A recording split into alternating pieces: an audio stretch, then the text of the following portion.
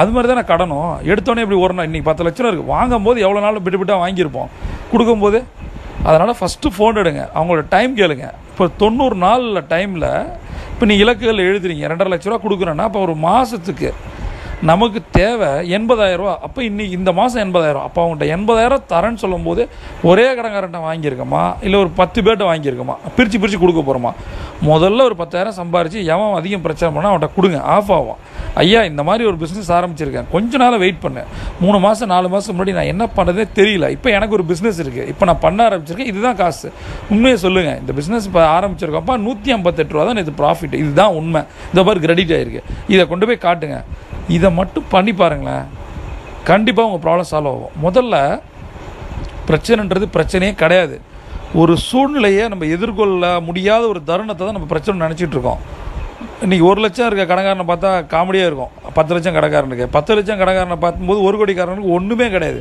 அது மாதிரி பயப்படுறதுக்கு எதுவுமே கிடையாது. ஃபேஸ் பண்ணுங்கள். முதல்ல ஃபோன் எடுங்க, டைம் கேளுங்க. அந்த 90 நாளில் எவ்வளோ பணத்தை அவனுக்கு கொடுக்க முடியும், அந்த கடன்காரன பிரச்சனையை சால்வ் பண்ண, அதுக்கு சின்ன சின்ன விஷயங்கள் செய்ய ஆரம்பிக்க. நிறைய ஆப்ஷன்ஸ் இருக்குது.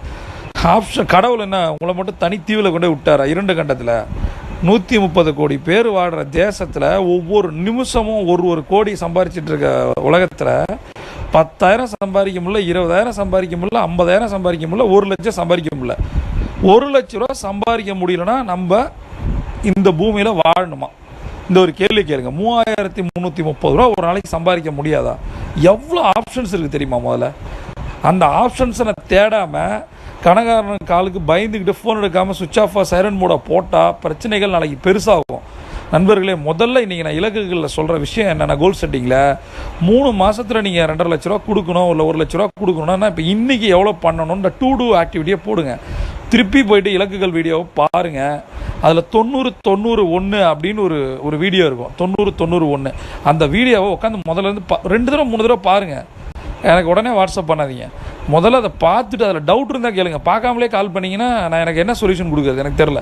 சரியா? அதனால் முதல்ல ஃபஸ்ட் பாயிண்ட்டு கடைக்காரனை பார்த்து யாவனுக்கும் பயப்படாதீங்க. உலகத்தில் பயப்பட நம்மளை அச்சுறுத்த இன்னும் ஒருத்தர் பிறக்கணும் இனிமேல் தான்.